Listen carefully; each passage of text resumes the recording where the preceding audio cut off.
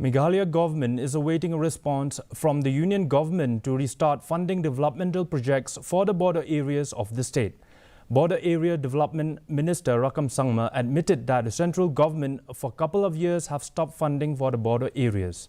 He however said that the government of Meghalaya is making sure that various developmental programs under MG Narega and Meghalaya Basin are taken up in these sensitive border areas. Border area development was from the mostly the international come from the government of India.